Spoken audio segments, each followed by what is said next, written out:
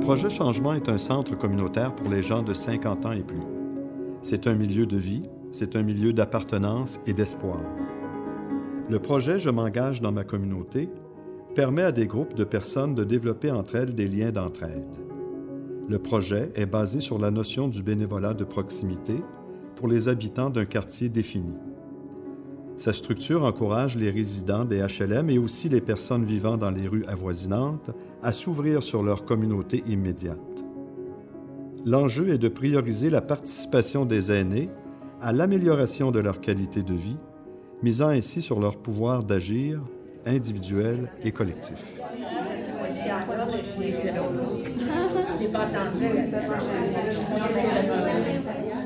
Mon nom, c'est Jean Ouellette, je suis le directeur de Projet Changement. Pour ceux qui ne me connaissent pas, moi, il y a des visages avec lesquels je suis moins familier. On est très content de vous voir ici ce matin, de vous accueillir pour faire le bilan d'un projet très novateur, Je m'engage dans ma communauté. Puis ce qui est le fun de voir ce matin, c'est que vous êtes tous des gens engagés dans votre communauté parce que vous participez à votre façon à cette démarche novatrice dans votre quartier. C'est un projet, je dirais, urbain, de centre-ville, beaucoup, parce que la principale pauvreté des aînés, bien, tout le monde le sait, c'est la solitude. Tu as beau avoir une famille, tu as beau avoir quelques amis, veux pas, avec le temps, tu te retrouves toujours de plus en plus seul, esselé. Donc, le projet, il vise simplement ça, mais tout ça en même temps, c'est-à-dire de reconnecter l'individu âgé à sa communauté. Ce que ce projet-là apporte à la communauté des aînés, c'est essayer de créer des liens entre des personnes. Puisque bon, y a ces personnes âgées qui vivent dans les HLM, il y a les personnes qui sont autour dans les rues avoisinantes, et donc on vit tous un petit peu chacun de notre côté, mais je pense que quand on est plus âgé, ça se confirme davantage. Tranquillement, on a compris qu'il fallait tisser des liens. Alors, mes besoins en tant qu'aîné, c'est de briser mon isolement. Parce que même si je suis dans une coopérative où il y a 18 familles, chaque famille, elle se suffit à elle-même. On se rencontre dans les réunions, tout ça. Mais en dehors de ça, il n'y a pas beaucoup de choses. Puis, je voulais rencontrer des gens de mon âge. Parce que dans la coopérative, je suis à peu près la seule qui est âgée. Puis là, en allant à Sainte-Véronique, je rencontre des gens de mon âge. Donc, on peut parler de choses qui m'intéressent. On peut faire des choses qui m'intéressent plus. En vieillissant, les personnes perdent un petit peu leur réseau.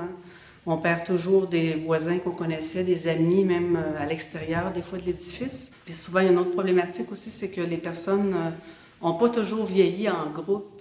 Tu sais, dans les familles, avant, c'était des familles élargies, oui, mais là, maintenant, ils se retrouvent dans un bloc de 50, 60, 70 logements, puis ils n'ont pas appris à vivre comme ça en collectivité. Et les vieux, des fois, ils se tassent d'eux-mêmes. Puis des fois, ils s'excluent d'eux-mêmes. C'est un peu un sujet tabou, mais des fois, il y a des aînés qui en excluent d'autres. Alors, c'est important, des fois, de changer la dynamique de groupe qui existe dans des milieux de vie. Ça vient, comme on disait tout à l'heure, changer la donne. Ça vient positiver le milieu, harmoniser les interrelations entre les uns et les autres. Ça vient donc enrichir ces milieux de vie-là, de plus d'humanisme. À long terme, on s'attend à conformer des groupes d'entraide. Est-ce que vous pensez que c'est possible? Je m'engage dans ma communauté, c'est un projet de long terme. Il y a différentes étapes. La première, c'est la création du groupe. Et étant donné que nous, les travailleurs de milieu, nous n'étions pas connus dans les habitations où on fait les projets, il fallait d'abord rencontrer les gens. C'est ça qu'on a fait. Puis on est dans la première étape de conformation du groupe. La deuxième étape, c'est la consolidation du groupe, lorsque les gens vont réaliser eux-mêmes qu'ils font partie de quelque chose, pour passer à la troisième étape, que c'est le sentiment d'appartenance. Il y a une amélioration des relations entre les voisins. Il y avait des fois des petites choses qui se passent. Il n'y a pas la chimie toujours entre tout le monde, ça c'est normal. Mais avec le temps, il y a des choses qui se sont comme améliorées. On a trouvé des personnes aussi qui avaient une faible estime de soi, Mais en venant dans notre groupe, ça marche mieux. Il y a des personnes qui sont plus à l'aise d'être en groupe, qui sont capables de sortir plus de chez eux. Je me rappelle la première activité que j'ai assistée. Je parlais avec Louisa qui était là depuis le début, puis elle me disait au début on n'aurait pas pu faire cette activité-là, les gens ne se connaissaient pas, ils avaient peur de parler, et là on voyait que déjà, quand je suis arrivé, que déjà les gens étaient capables de dire, il n'y avait pas de crainte, ils savaient qu'ils pouvaient faire confiance aux autres parce qu'ils se voyaient toutes les semaines depuis déjà 8 mois quand je suis arrivé environ. La mésentente, moi je pense qu'elle vient beaucoup du fait que les gens n'ont pas nécessairement appris à communiquer. Moi, mon intervention dans l'HLM, je vais travailler aussi cet aspect-là. Puis je vais travailler parce que je sais qu'il y a des problèmes de cette nature-là. Donc, je vais travailler sur les perceptions. On va travailler aussi sur la communication. Les émotions, ça c'est un sujet qu'ils m'ont demandé dans la première rencontre. Là, puis elles étaient presque toutes unanimes, les 12 personnes, à vouloir explorer le domaine des émotions. Je ne sais pas si quelqu'un a un problème avec ça, savoir dire non. Est-ce que quelqu'un a jamais de difficulté à dire non? Soit on est le bébé de la famille, soit on a grandi chez les sœurs, soit on a eu des parents sévères, soit.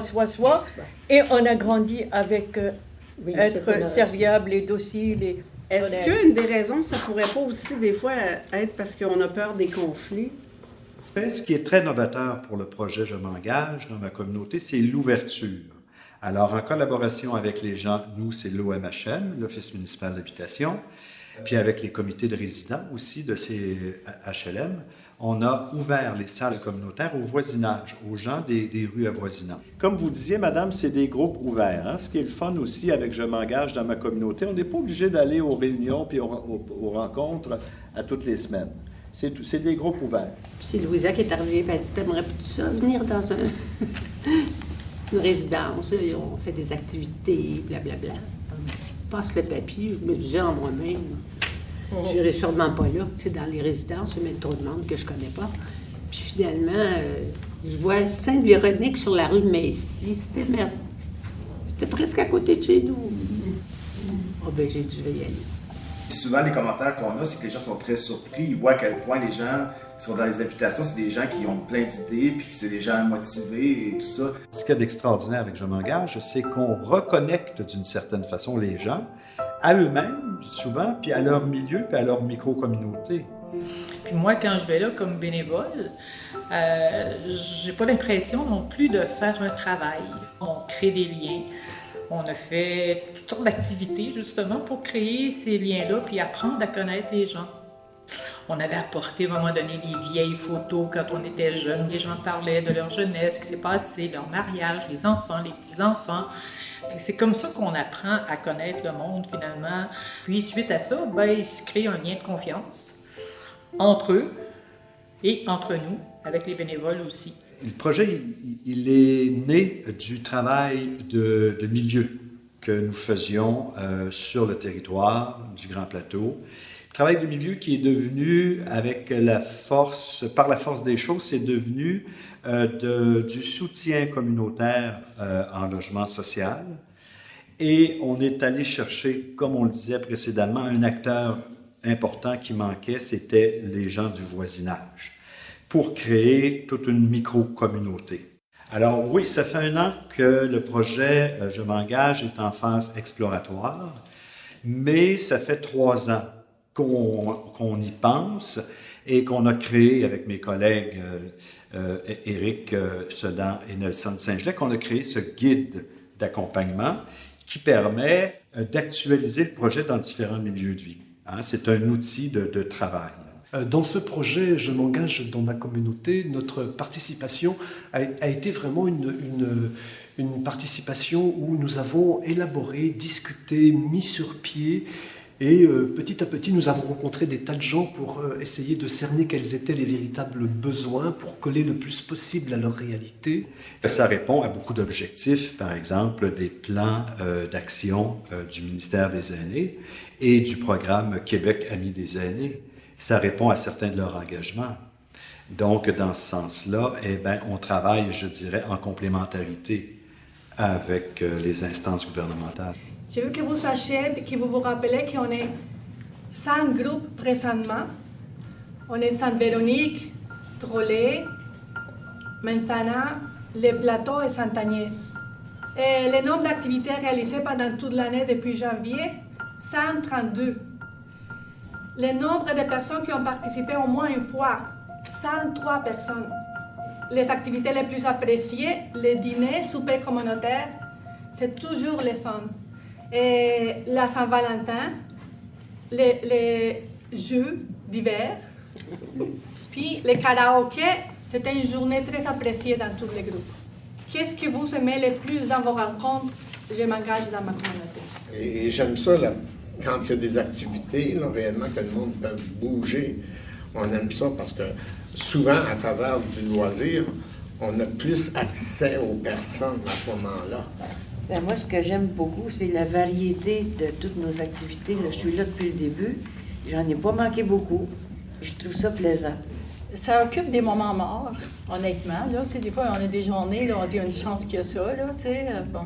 Puis avec les animateurs, ben, c'est le fun aussi d'avoir des jeunes dynamiques qui bougent et qui sont toujours en forme et pleins de pep. Le fait de rencontrer les gens, que je les reconnaisse dans la rue, c'est intéressant aussi. J'ai bien aimé quand Louisa nous avait amené un monsieur pour nous expliquer la ville de Montréal au complet. Hein. Ils nous ont montré le cours d'Internet dans notre HLM. Moi, la seule chose que je changerais, c'est que je mettrais beaucoup plus de jeux de mémoire. Voilà. Ce que je changerais peut-être, moi, ça serait la journée. Oui! Je suis prêt à continuer et je trouve ça super intéressant. Quelle différence que ça fait dans votre quotidien? Au-delà des cours, au-delà des activités, juste le fait d'être ensemble avec des gens, là, qu'est-ce que ça vous apporte de plus? Moi, c'est comme de la joie. C'est de la joie que ça m'apporte. Oui. Même s'il y a des activités que j'aime moins, j'aime ça pareil. Parce qu'il y a la rencontre avec le monde. C'est un soutien. C'est comme un inconscient. Ça nous habite, là. Si on n'avait pas ça, là, on chercherait ailleurs, on chercherait peut-être, ça nous fatiguerait, là. C'est bon pour le moral, nos rencontres, puis on sait que le mardi s'en vient, puis qu'il y a quelque chose. Si on peut pas, ben moi, ça arrive que je suis pas là, parce que j'ai autre chose, mais j'apprécie de pouvoir y aller. On est soutenu aussi par les autres et c'est comme ça qu'on se soutient. Fait que dans le fond, je le vois pas juste comme que vous recevez un soutien des autres, mais que vous vous soutenez aussi là-dedans. C'est comme un cercle qui roule toujours, tu sais, qui s'alimente aussi avec tout ce que les autres apportent. J'aimerais savoir aujourd'hui, à l'âge où on en sommes rendus, on a tous des âges différents, qu'est-ce qu'on pense aujourd'hui des histoires de cœur? Est-ce que notre perception a changé avec le temps? Ben, moi, j'ai eu un coup de foudre, ça a été l'enfer. Ah ouais? Mais moi, j'avais 33, lui, 53, puis Okay. c'est une affaire comme d'électricité, tu sais. Ouais. Lui, il était marié, fait que je voulais rien savoir de lui. Ouais. Fait que, mais quand on se voyait, là, c'était comme une folie. Ouais, c'est là où vous perdiez un peu. Les deux. OK. Il était vraiment beau, bonhomme. Ah ouais? Oh, oui. C'est une histoire qui finit mal, de toute façon. Fait qu'il faut se méfier des coups de foudre. Des fois, c'est mais j'ai appris beaucoup là-dedans, par exemple. J'ai appris sur moi. Après, t'as plein de cheveux, je savais. Maintenant, même si ça fait plusieurs années qu'on a fini, j'ai ma fille que j'ai eue avec lui, puis j'ai le souvenir des belles choses que j'ai passées avec lui. L'entraide, la notion d'entraide, le fait de participer au groupe, c'est déjà s'aider soi, c'est déjà s'entraider soi, puis c'est beaucoup. Puis on le partage avec les autres, hein, avec nos voisins. Il y a eu beaucoup de monde qui ont donné, par exemple, la meilleure adresse, le prix le moins cher pour certaines coiffeuses, madame. En face, d'autres, ça a été d'autres choses aussi, là, des endroits où trouver ce qu'on a besoin dans le quartier. Je pense que c'est important quand même, quand on fait un bilan, de revenir à ce qui est essentiel dans le projet « Je m'engage » dans ma communauté.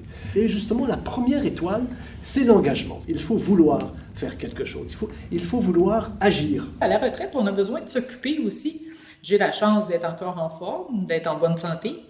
Je ne peux pas rester assise et écouter la TV toute la journée. Il faut que je fasse quelque chose.